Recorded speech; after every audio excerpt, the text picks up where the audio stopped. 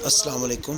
खैबर पख्तनख्वा के खूबसूरत जंगलात और उसकी बेदरग कटाई, माहौलियाती तब्दीली की बड़ी वजह और पहाड़ों पर बर्फ़बारी कम होने की भी बड़ी वजह। ज़रा गौर से देखिएगा प्लीज़ सारी वीडियो कि किस तरह बेरहमी से जंगल काटा जाता है।